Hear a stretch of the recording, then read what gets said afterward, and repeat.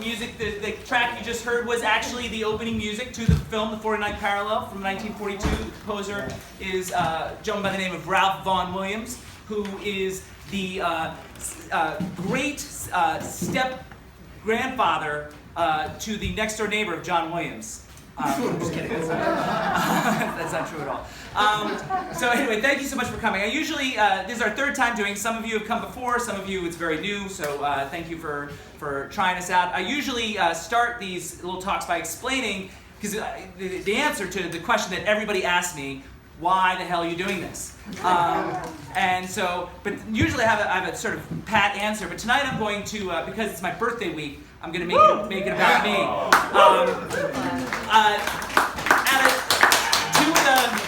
Two of the three things that I get the most enjoyment out of is working with actors on characters and scenes. And the other thing is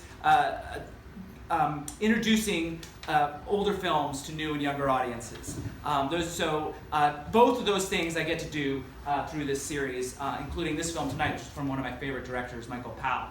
The third thing is going to baseball games, which is kind of unrelated. But I did go last night, so it's a good week overall.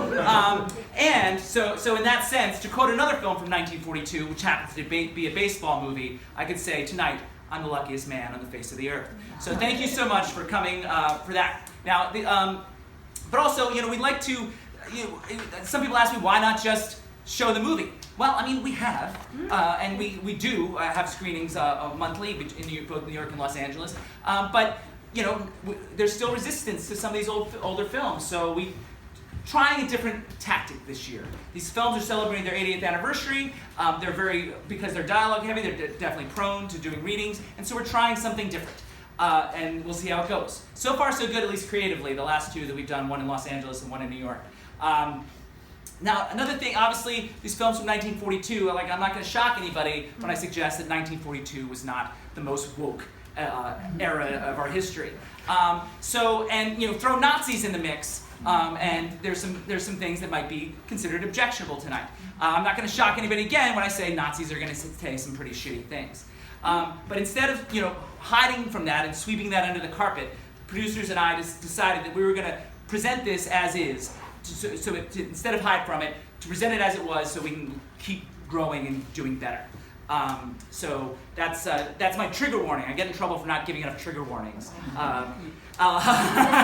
It's your fault.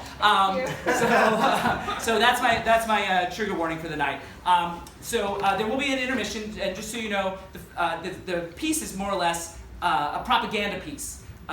Meant to get the U.S. involved in World War II. This is before they were it was made, shot, and written before they were involved in the war. It finally came out after Pearl Harbor, but the initial intent was to get the U.S. involved in the war. So you'll see a lot of that. We can talk about that at the talkback. It's basically in 5 sections, and so the intermissions can happen after the 3rd section. So the first act will be a little longer than the second. Just letting you know in advance. I think that's pretty much it. So thank you again for coming. Jim, did I forget anything? I don't think I did. No, you got everything. I covered it all. Not as many jokes as I usually get in there. Ladies and gentlemen, without further ado, the cast of The 49th Parallel.